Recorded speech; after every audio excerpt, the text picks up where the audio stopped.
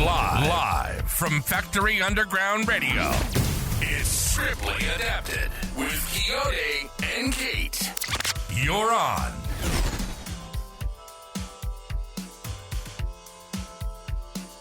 Yo, yeah, we're back, y'all. Give it up for us. Give it up for us. We're back. Back to bring you another show on this Saturday morning here at WFUT Factory Underground Radio. That was a little Slave, Just a Touch of Love. We're back, man. Kate, what's going on? Oh gosh, we man? have a lot to talk about. We got a lot to talk about, yeah, man. It's been a busy 2 weeks. Busy 2 weeks. Where should we start? All right, so should we start with the obvious? Our trip to the Lone Star State. Yes, we went to. Did you know that it was the Lone Star State? Of course, I knew it was the Lone Star State. Are you sure? Kate, come on. I don't believe you. I knew it was the Lone Star State. We went over to good old Texas.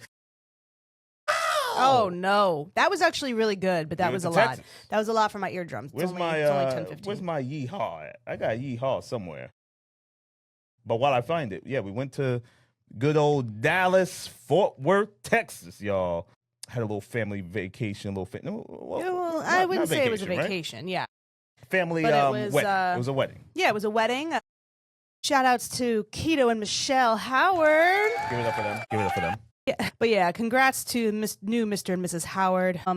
Michelle's a lovely bride. Welcome to the family. You know, it was beautiful to see them get married. We landed, got off the plane here, unpacked and breathed deep, and then went off to a gala. Y'all have heard us talk about the Avon Theater Gala. Yeah. Honoring the legendary icon in the music industry, Clive Davis. Yes, give it up for Clive. Yeah. Give it up for Clive. All right. Yeah, so he was there in person. It was a Lifetime Achievement Award, and it was a huge fundraiser for the Avon Theater. They are raising funds to help with their renovation starting in January. This man is 93 years old, y'all, and he got up, gave a speech. It was really, really cool. They had a couple of really well-known musical guests singing some of his songs. There was a deep tribute to his relationship with Whitney Houston. The Yale Alley Cats. Can we talk about them for a second? Yeah, the Yale Alley Cats, man. I mean, they were incredible. They from people losing their livelihoods to people losing their lives. So morbid. We're in a morbid season, it looks like, wow. because we lose the great Oscar-winning actress Diane Keaton passes away. Actress died of pneumonia on October 11th, according to a statement from her family, exclusively given to People magazine. People first responded on Saturday, October 11th, that the Oscar winner died in California at the age of 79. Very, very sad. Yeah, she was a reclusive icon. Like, she wasn't like... I don't think she was reclusive. No, I don't think she was reclusive. I just think, like, Jack Nicholson's reclusive. Like, you never see him anywhere, True. Doing anything. I don't think she was reclusive. She showed up to award shows and stuff like that. She was just very independent. She just lived her own life. D'Angelo. A couple of days later, we lose the great D'Angelo. D'Angelo, the Grammy-winning R&B musician, best known for the chart-topping hits including Lady, Brown Sugar, and Untitled. How does it feel? Yikes. Died at the age of 51. Yo, you're segues after a today. private battle with cancer, his family confirmed in a statement to Today.com. The shining star of our family has dimmed his light for us in this life. After a prolonged and courageous battle with cancer, we are heartbroken to announce that Michael D'Angelo Archer, known to his fans around the world as D'Angelo, has been called home, departing this life today, October 14th, 2025, the family said in a statement. Theaters, and we have seen we've seen some. We've been out here. We've seen some movies, y'all. The first one we saw was the film directed and written by Aziz Ansari, who's back. The film is starring Seth Rogen, Aziz Ansari, Keke Palmer, Sandra Oh, and of course the great Keanu Reeves. Good Fortune. Premise. People are really out here struggling, man, and I think it really put it into perspective. If you didn't already know, right? It's like they're the majority. right? They call it a 1%er for a reason. I don't think, because that's not the majority of how people live. And what's very interesting about this film also, Kate, was that it showed someone who the angel, played by Keanu Reeves, gave him a sneak peek in what to expect from his life. And it wasn't great, but it was his life, like he mentioned. And he said, it is your life. And it wasn't bad. Aziz made it, he was like, I know people whose lives are way worse off than what you just showed me. Oh, yeah. But the fact that I'm living this life of a billionaire and all this stuff, it was real. Like, I don't want that life. And I don't want to go back to that. That's fair. And he did a great job showing that difference, right? And he also did a great job coming to the realization that, you know what? I need to have basically faith in whatever's going to happen in my life and live it to the fullest, despite what I may already know. And that was, to me, the beautiful part, right? And like you said, it is sometimes scary to think that your life may not pan out the way you think it will. And that is fine, but it's your life to make the best out of it. Aries, y'all. Tron Aries. Oh, it was called Tron Aries? Yeah, Tron I don't Aries. think I realized that. Tron Aries, the third in the Tron series, starring none other than, what's this guy's name? Jared Leto, Jodie Turner-Smith, who I was very impressed with. Yeah. Gillian Anderson, of course, Jeff Bridges, and Evan Peters. Guys, the crowd, the people gave it 86%. The critics gave it 52%. They crapped all over it. I enjoyed it. No, I did too. There were a lot of themes. Again, a lot of themes related to AI.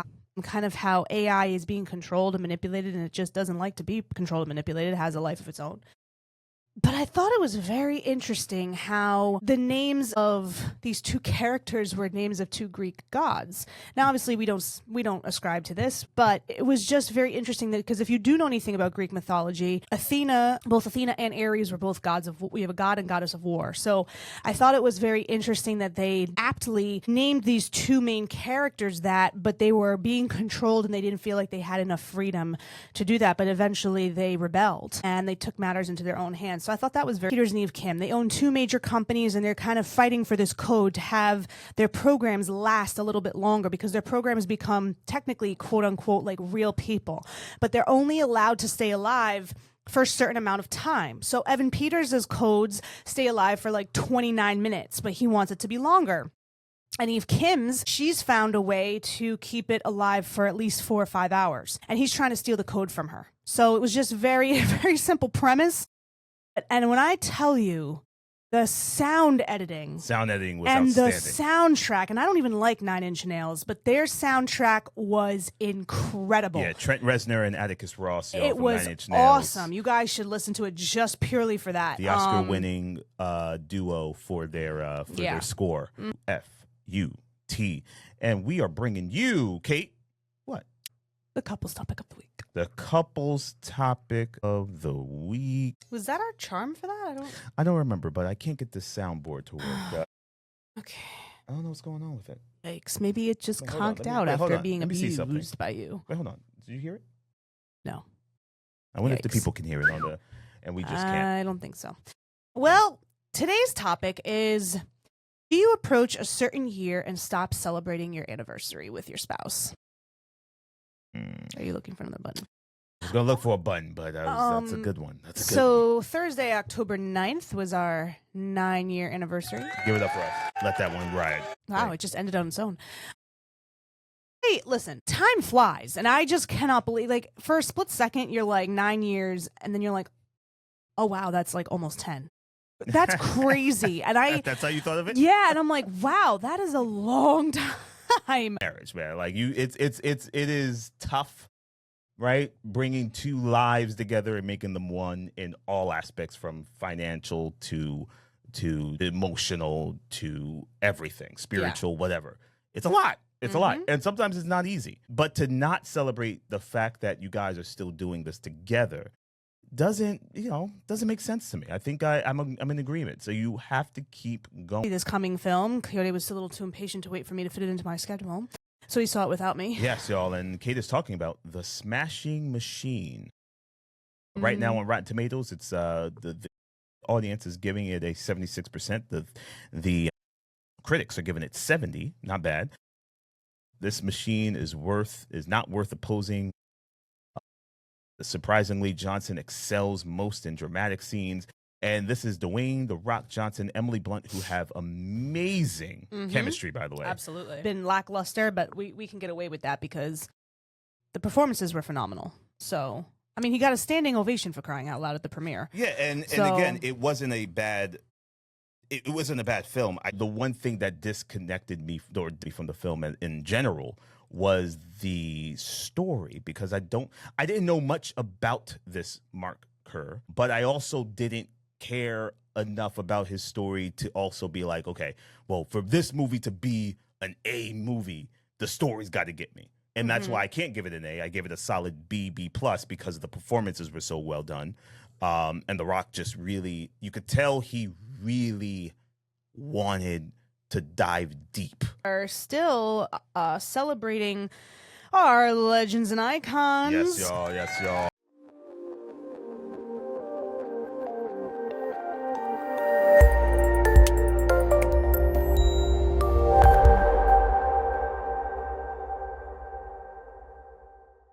Legend. Quentin Tarantino. So, today we are discussing his film Reservoir Dogs, which was pretty early in his career. Little bit. Yeah, I think this was actually his breakout role. Breakout movie. When we do Legends and Icons, we delve into a little bit of the artists themselves and their career and history, and then we go into the film or TV show, whatever we're celebrating. Appreciate about him, he has had a very diverse career. Very diverse. Kayode, give us some insight into Reservoir Dogs. So Reservoir Dogs, one of my favorite Tarantino films. And in 1992, and what I love about this film, it's 1992, and it's an hour and 39-minute runtime, so means that Quentin really, from the start of the film, jumps right into the story. When a simple jewelry heist goes horribly wrong, the surviving criminals begin to suspect that one of them is a police informant. Written and directed by Tarantino, starring Harvey Keitel, Michael Madsen, Steve Buscemi, Tim Roth, Chris Penn. Tarantino makes a little cameo himself, and it is just a really cool, like, crime whodunit. Listen, guys, this next segment is none other than my Blacksploit of the week. Oh yeah.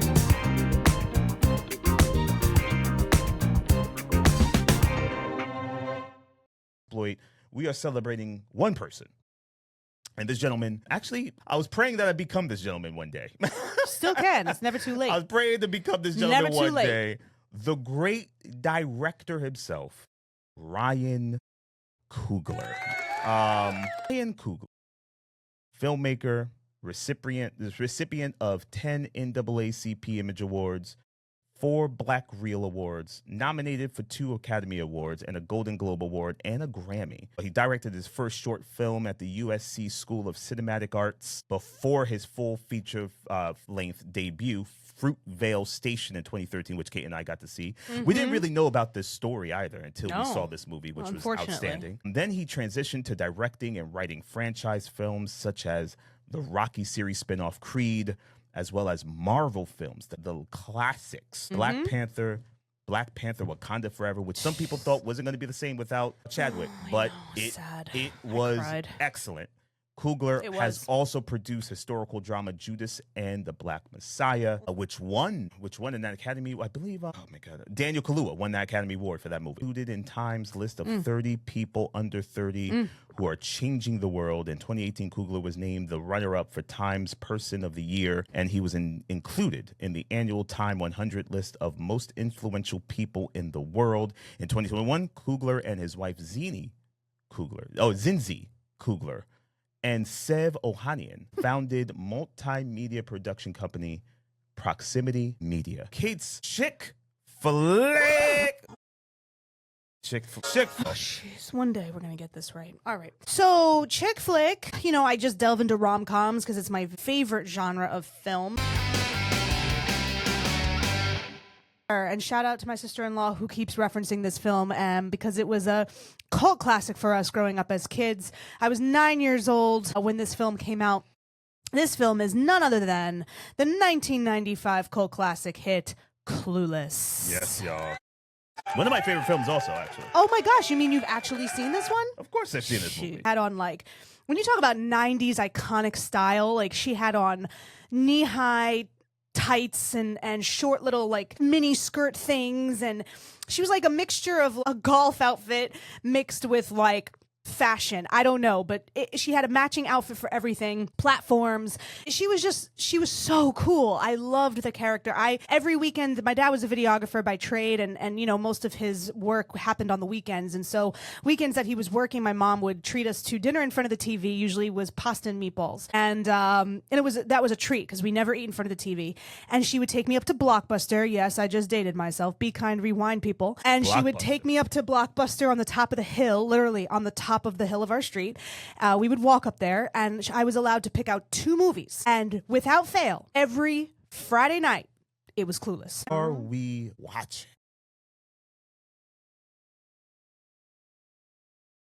Of our artist highlights. My life, by no doubt. On Scriptly Adapted on WFUT Factory Underground Radio. You following us at Scriptly Adapted everywhere. Wherever you could just type our name in, you'll find stuff that we are doing. Keep it locked in for a show, YouTube, our website, scriptlyadapted.com. We don't have that thing for nothing. Check out our stuff over there, too. All new shows. We do highlight reels. All new shows are posted on our website on SA Radio, as well as Instagram and YouTube. The TikTok is coming along. I keep forgetting about TikTok. But TikTok, TikTok keeps TikToking, I guess. So this is It's My Life, no doubt. Thank you for joining us on this Saturday morning, y'all. Keep it locked in for more show. This is Kate and Kayode coming at you. Toodles. You're just listening to Scriptly Adapted on Factory Underground Radio and Live 365. Follow us on Instagram, Facebook, and YouTube at Scriptly Adapted.